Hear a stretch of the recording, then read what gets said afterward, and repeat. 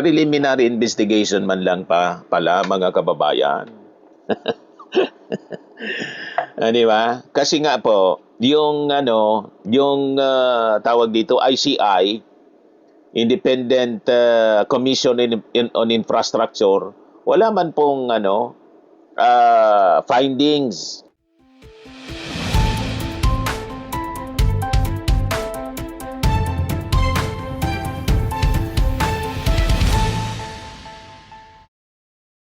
Hello po mga kababayan, si Dante Maravillas. Pag-usapan natin mga kababayan si Martin Romualdez naman, kasi sabi dito sa latest na balita mula sa Inquirer, gusto daw na lumabas sa bansa si Martin Romualdez. Sabi ng ombudsman habang inihanda na yung kasong plunder laban sa dating speaker. Di ano niya masasabi mo niyan, Mr. Maravillas? Kunin muna natin ang kwento before natin pag-usapan. Ito yung sabi ni Assistant Ombudsman Miko Clavano. Pero ang sabi dito ng kampo ni Martin Romualdez, never daw na nagtatago si Martin Romualdez. The lawmakers camp said he has never gone into hiding.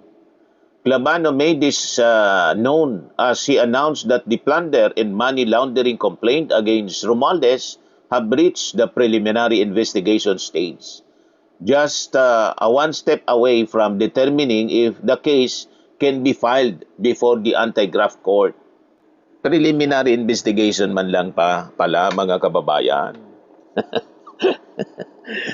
Di ba? Kasi nga po, yung tawag dito ICI, Independent Commission on Infrastructure, wala man pong findings. No finding of guilt versus Romualdez. Sa referral po sa ombudsman, sabi ng ICI. Kaya itong information na to, paulit-ulit na may preliminary investigation. Naintindihan natin man yung ombudsman, mga kababayan, kasi palaging kinukulit ng mainstream media. Ano na niya si Martin? Yung kaso niya kay Martin Romualdez. Ano ang development? Ulitin na naman po ng ombudsman. O, di ba? Yung sinasabing plunder. Kaya sabi dito sa balita, state prosecutors have yet to file a case. Wala pa man palang kaso laban kay Martin Romualdez before the Sandigan Bayan. However, the anti-graft court granted the ombudsman's petition for a precautionary hold departure order against Romualdez, as state prosecutors noted that he is a flight risk. So sabi ni Clavano, despite anya ay precautionary hold departure order issued by the Sandigan Bayan, this office has received credible intelligence reports that former Speaker Martin Romualdez has not ceased attempting to leave the country. Sabi po ni Clavano sa press conference kahapon. Clavano urged relevant authorities to make sure this does not happen. In response, mga kababayan, yung spokesperson na si Elaine Atienza, spokesperson ito ng dating speaker, na si Martin Anya, nandito lang sa Pilipinas. We deny in the strongest possible way any insinuation that Representative Romualdez has attempted to evade the legal process, sabi po ni Atienza. Let us repeat, Representative Romualdez has never gone into hiding. Never niya siyang nagtatago. Nandito lang sa Pilipinas. At noong sesyon ng Congress, lagi siyang nag-attend ng sesyon ng Congress. Hindi man po mahilig magbiyahe si Martin Romualdez unless kung may mga invitation sa kanya at saka yung executive check-up siguro sa kanyang kalusugan. Siyempre, nagkakaedad na rin si Martin Romualdez. At nakita ninyo nga, nagpapayat kasi yata medyo tumaas yung sugar. Mataba si Martin, di ba?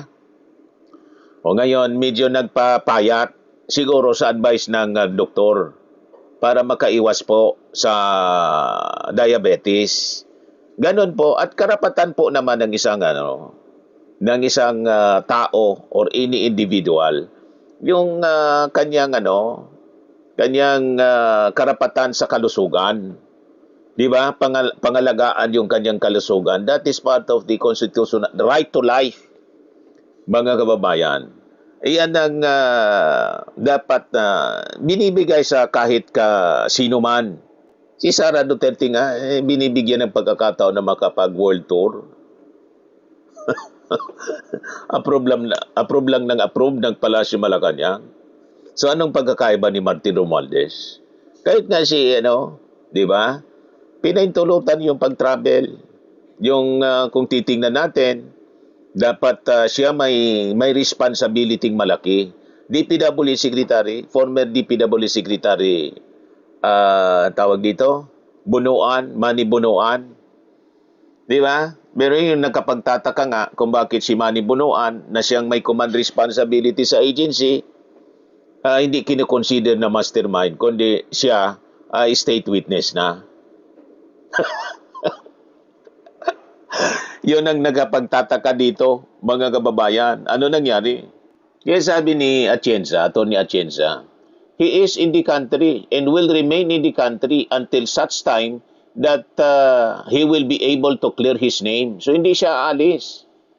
The PHDO petition said its basis is a complaint affidavit in the alleged kickback scheme tied to flood control projects purportedly masterminded by the respondent, with the total amount of such kickbacks reaching approximately 56 billion pesos. Yan ang sinasabi. Romualdez has denied being the mastermind of such scheme. We are not done collecting evidence. We are not done filing cases, sabi po ni Clavano. The investigation reveals more and more in its day and its week. Romualdez plunder complaint is now the subject of full and formal inquiry, where he and his other correspondents be given chance to answer the complaints against them. Well, karapatan ng trabaho ng ombudsman yung mag-imbestiga, pero siyempre, yung iniimbestigan si Martin Romualdez, may karapatan din naman, mga kababayan, just like Sara Duterte, na i-defend yung kanyang sarili. Di ba? Mga kababayan, ganun lang po, due process. Pero tingin natin, malamang sa malamang, ang mga kasong ito ay medyo, baka hindi man po magtagumpay. Paningin ko lang po yon. Kasi nga po, malabo yung sinasabing si Martin Romualdez ang mastermind sa flood control scandal, na ang speaker, mga kababayan, nandun lang sa budget approval. And hindi yung personal na siya lang ang pag-approve ng budget, collegial body yung nag-approve. The members of the Congress, then the Senate kasama doon. Hindi isang tao ang involved dito, mga kababayan. At bilang speaker, sabi nga ni Attorney, sino yun? Attorney Jude, kalimutan ko yung pangalan. Malabuan niya na si Martin Romualdez ang mastermind dito. Given his yung position niya bilang speaker. Wala siyang command responsibility. Hindi siya yung nag-approve ng mga projects, hindi siya yung nagpapabid, hindi siya yung nagre-release ng mga payments. Lahat ito trabaho ni trabaho po ng executive, ng agency, ng DPWH. It's on the hands, mga kababayan, nasa mga kamay ng DPWH secretary yan. Di ba po? Sabi po ni Atienza, Romualdez has not yet been formally served with a copy of the complaint.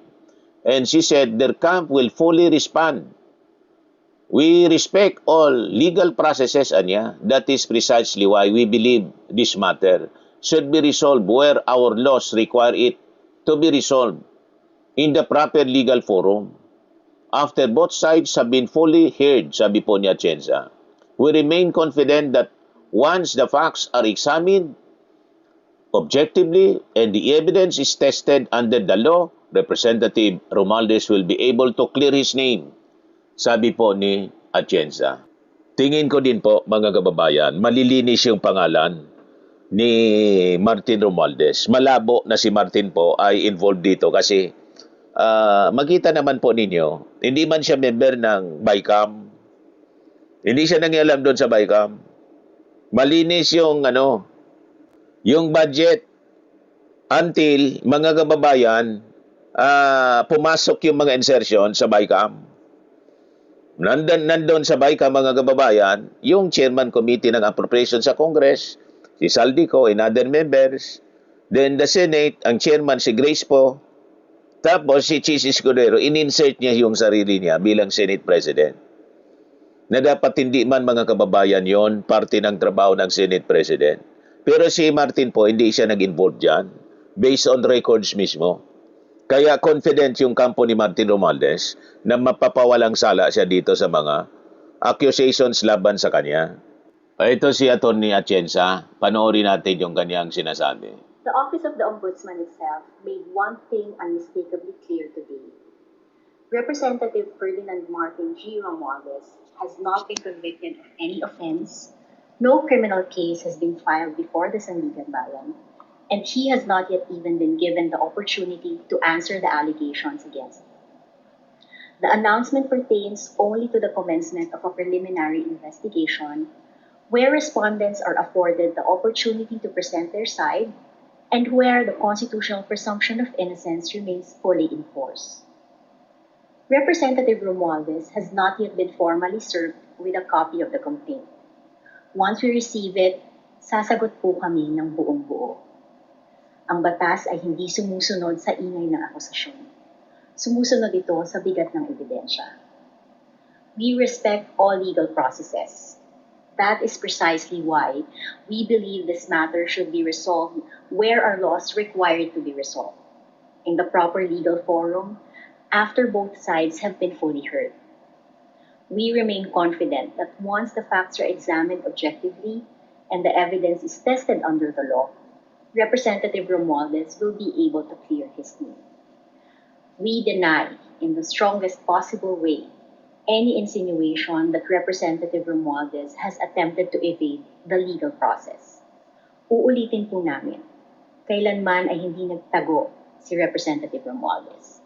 Hinarap niya ang ICI at haharapin niya ang Office of the Ombudsman. Siya po ay nasa bansa at mananatili sa bansa until such time that he will be able to clear his name. Maraming salamat po. Sa mga naghanap ng malinis and spacious fitness gym, pumunta lang po kayo sa aming Colossal Fitness Gym. We also offer Grab Car Rental with our brand new 2023 model ng Toyota Innova. We also accept booking for those who are planning to travel via PAL, Cebu Pacific, and other airline companies, local and international, and bills payment for Meralco Bills, PLDT, Aleco Bills, etc. Ang Colossal Fitness Gym is located at 3rd floor Security Bank Building, Landco Business Park, Legazpi City, Albay. For inquiries, look for Chilon Maravillas. Contact number 0966-802-0949. Yan yung aming Innova. Lagi na pong matao sa amin. Pati mga foreigners po, tingnan ninyo. Mga British tourists sila. Ang lalaki ng katawan na, mga kababayan, nag-gym sa amin. Ito naman po, Indian National. Ito mga mga European sila. Ito naman yung bago naming product na binibenta online, iGlow Zero. Whitening po siya galing sa South Korea. Tingnan ninyo yung epekto sa aking anak na architect entrepreneur, Riz Maravillas. For inquiries, look for Riz Maravillas on FB. Ito naman po, Firmax Firming and Lifting Cream, pinapahid sa mga pulses in other affected area. Mainam po sa mga pains at paninigas na mga kaso-kasuan. Ito po, Automax Radiant Serum. Sa mukha naman yung application. Anti-aging po siya.